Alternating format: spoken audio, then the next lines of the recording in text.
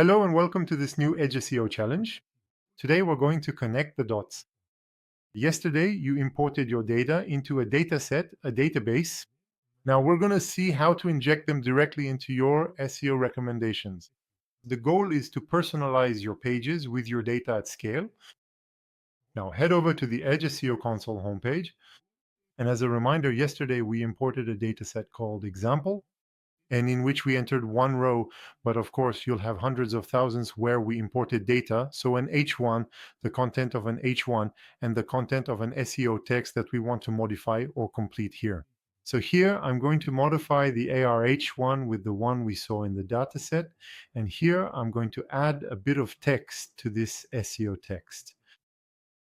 All right, let's do that.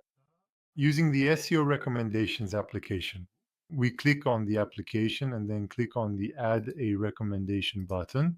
The first thing to do is to give it a name. Here I'm going to call it H1 plus SEO Text Edition. Next, we'll set a target.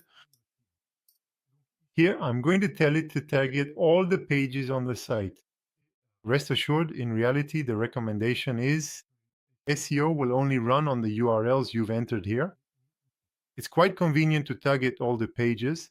That way you can add any URL here and modify the H1 and add the SEO text.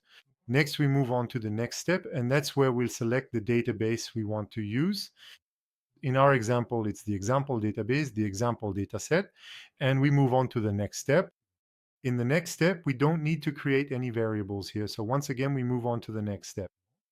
And here we'll find ourselves on the home page of the SEO recipes that you can use. So the first one we're going to use is the HN tag to modify the H1. So in the first CSS selector field, we're going to target the CSS selector of my H1.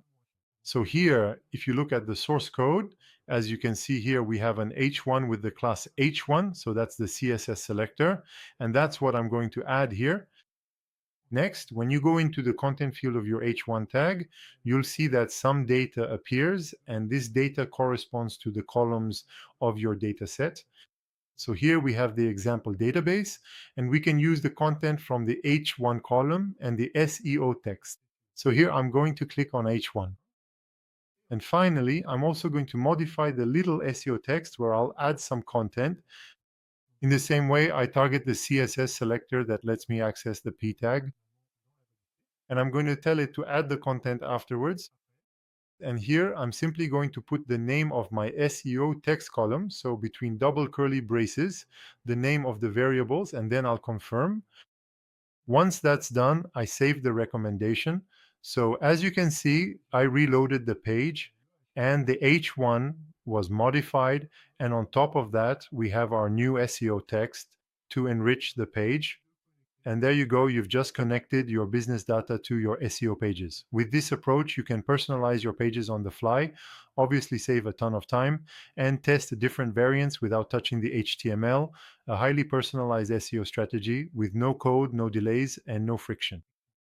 And as usual, at the bottom of the video, you'll find all the links to the documentation for data storage and recommendations.